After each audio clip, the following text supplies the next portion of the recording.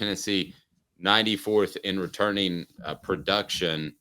And just on the surface, you would say, holy Hannah, that's going to be one terrible offense. But this seems to be one of those exceptions. Would you agree with that? Well, I think it's an exception. Here's what I would do. More importantly than that, what's the production coming back from the Iowa game? Oh, Nico, Sampson. Yeah. So I'd look more at that than I would the season-long production. So that would catch my attention more. Also, you've got most of your offensive linemen coming back. It doesn't bother me as much that they're losing that much production. I think that's probably overstated or overrated because of the number of players coming back from a successful Citrus Bowl against Iowa. Yeah, I think Jimmy's phone is blown up because somebody else wants him to talk about the Vols. The guy just can't retire. I feel like Adam Schefter. He's on ESPN. Next thing you know, he's getting a bunch of phone calls. Yeah, that's all he's doing, taking phone calls. So, yeah. Take off, Caleb. What do you got? Yeah, so Jimmy, it's funny you bring that up because Tennessee is number 94 in production. It's because they're number 107 in returning offensive production. But Bill Connolly acknowledged that 24% of offensive production is quarterback passing yards. So if you just added 24%, Tennessee's offensive production would be so much higher at that point.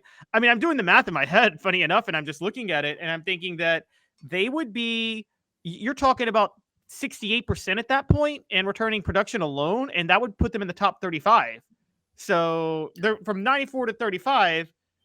They return a lot everywhere else. And the point I thought of is 11 of the 12 teams they play next year are actually below them in returning production. Really? Yes. 11 of the 12 teams they play next year are below them in returning production. And so this is I believe in the value of returning production. I do. For Tennessee, this is a very skewed stat because everybody who has a set of eyes knows that Tennessee's about to get an upgraded quarterback. Yeah, that's a good word, skewed. I was saying overrated and all that, but it's skewed because, the quarterback play is going to be better. I think Sampson is going to be a really good player, in particular if he can improve in pass We've heard that protection. for 2 years now, so, Selden. Well, and Wright wasn't that good initially. Jalen Wright wasn't very good initially. Remember, he got benched after the LSU game because he couldn't protect Hooker, and he got better at it. So, I think the offense will be here's to try to quantify it. They averaged 46 points 2 years ago.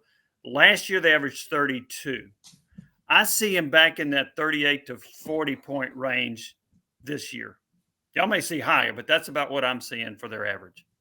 No, I would agree. I think they approached the Hooker year numbers in 2022, but I think we all, well, not me or not you, Jimmy, but I thought Jalen Hyatt was a product of the system. It turns out he can run faster than a Porsche. So I may have undervalued him a little bit, but I still think they can get close to those 2022 numbers with Nico and what they've got. Do you? Well, again, they average 46. I think now they'll average 38 to 40, which is basically a touchdown more than they averaged under Milton, a touchdown less than they averaged under Hendon Hooker. But you know what? 38 to 40 points a game is pretty darn good. Yeah. Yeah. The 46, they may never do that again. That's a school record. So if you get to 38 to 40 with Tennessee's schedule, I think that's a very, very productive offense. I agree. Portions of the program and Jimmy's appearance today brought to you by Rick Terry Jewelry Design. They want to be your jeweler looking for affordable game day jewelry. How about the Fire Opals, the Tennessee tradition? RickTerryJewelry.com. RickTerryJewelry.com. Check them out. It's almost Valentine's Day. Don't mess this up. Okay? Don't mess it up. It's almost Valentine's Day. So go ahead and go to RickTerryJewelry.com. Jimmy, when you look at the players in the secondary, I'm going to give you three options, and if you could rate them for me. 1, just not talented enough. 2, just not coached well enough by their position coach. Or 3, put in a bind because Tim Banks likes to blitz a lot and likes to use unique defensive fronts with twists and stunts that can oftentimes lead to a bust. If you had to rate those three as far as Tennessee's issues in the secondary, how would you rate them? I would go with number 2, that they're just not coached well enough. And part of that is look at some of the other schools that wanted some of these defensive backs, or look at where they came from. I mean, you got one guy from Alabama, a guy came in from Auburn, you got a guy that came in from Ohio State. So, and I remember Caleb, I believe at the start of the year, really liked Jordan Matthews to contribute, a highly rated defensive back. What did he do? So and Gibson started playing some more. I think they've got some pretty good athletes back there that that didn't necessarily get the job done, in part because of coaching, a little bit of confusion back there, who's guarding whom. Banks does put them on an island with his blitzes. I get that, but I think the bigger issue is that I don't think they were coached well enough. Let me ask you, if I can, what was your impression of Willie Martinez when he was hired? Because he's been a long time SEC coach, but I thought he was a better SEC coach, to be real honest with you. And I'm curious your impressions of him coming in.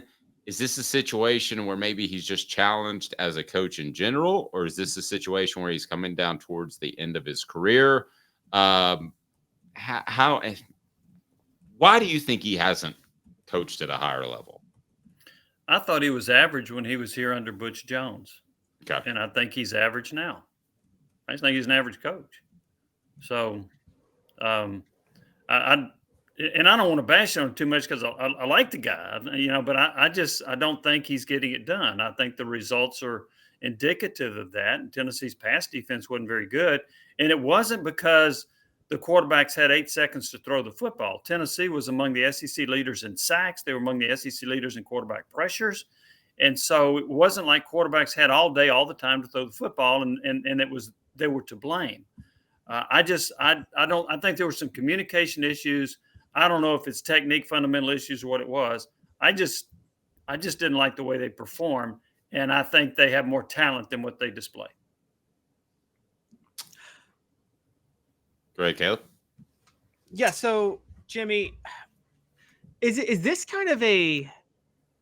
I wondered this because Willie Martinez is there. Tim Banks actually comes from the same philosophy that Bob Shoop came from, who we remember Butch Jones hired in 2016. Is this kind of is there a philosophy that these people come out of, which was they were kind of early adapters of the nickel defense before it kind of became widespread, and their philosophy was rather than coach defensive backs up, we'll just have an extra defensive back, and that's kind of the way they approach it. And well, maybe. I remember Bob Shoop has fallen off. Yeah, so Shoop comes in and they play Florida, and Florida's got, I don't know, 63 yards to go to get a touchdown, and he's not even in a prevent defense. How stupid is that? Yeah. And Shoop's a smart guy. Well, what the heck were you thinking? So yeah, that was ridiculous. I just see some dumb decisions back there with what they do in the secondary. And so, yeah, now it's also interesting. I was of the theory that, hey, if you play nickelback all the time, it's going to hurt your run defense. Well, Tennessee's run defense ranked among the best in the SEC. So it didn't hurt them there. Now, maybe that's a tribute to the personnel up front, the front 4, the front 6, Rodney Garner, whatever.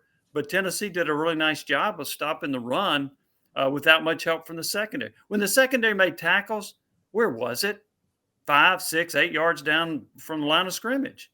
If you got defensive backs making tackles at the line of scrimmage or 2-yard gain, okay, that's one thing. That's not what I saw. I also saw some very inept attempts at tackles by, Campbell Haddon against Florida and stuff like that. So the 5 defensive backs, I don't know that I think you may be right, Caleb, about the philosophy there with, we'll just put another defensive back out there.